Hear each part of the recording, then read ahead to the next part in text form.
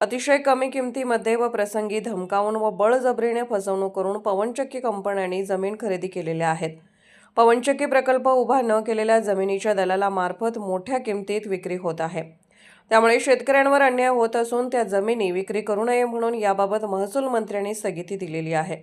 त्यामुळे जमिनी मूळ शेतकऱ्यांना घेतलेल्या किमतीमध्ये तसेच शेतकऱ्यांना परवडेल अशा किमतीमध्ये शेतकऱ्यांना परत द्याव्यात व पवनचक्की कंपन्यांमार्फत नवीन होणारे खरेदीपत्र थांबवून पवनचक्की प्रकल्पग्रस्त शेतकऱ्यांना न्याय द्यावा अशी मागणी ॲडव्होकेट महेंद्र मुळीक यांच्या नेतृत्वाखाली रेवणगाव येथील पवनचक्की प्रकल्पग्रस्त शेतकऱ्यांच्या शिष्टमंडळाने प्रांताधिकारी डॉक्टर विक्रम बांदल आणि तहसीलदार योगेश्वर टोंपे यांच्याकडे निवेदनाद्वारे केली।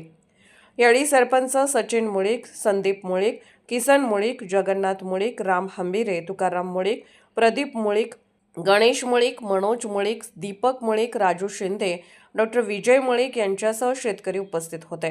गोरगरीब शेतकऱ्यांची फसवणूक करत अतिशय कमी किमतीमध्ये व प्रसंगी धमकावून व बळजबरीने फसवणूक करून पवनचक्की कंपन्याने जमीन खरेदी केलेल्या आहेत।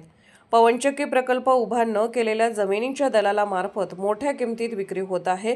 त्यामुळे शेतकऱ्यांवर अन्याय होत असून त्या जमिनी विक्री करू नये म्हणून याबाबत महसूल मंत्री चंद्रशेखर बावनकुळे यांनी स्थगिती दिलेली आहे।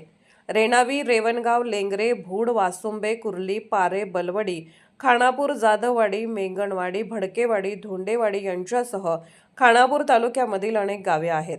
अशा जमिनी मूळ शेतकऱ्यांना घेतलेल्या किमतीमध्ये तसेच शेतकऱ्यांना परवडेल अशा किमतीमध्ये शेतकऱ्यांना परत द्याव्यात व पवनचक्की कंपन्यांमार्फत नवीन होणारे खरेदीपत्र थांबवावेत व जे खरेदीपत्र शेतकऱ्यांना अंधारात ठेवून केलेले आहेत ते रद्द करावेत अशी मागणी केली आहे।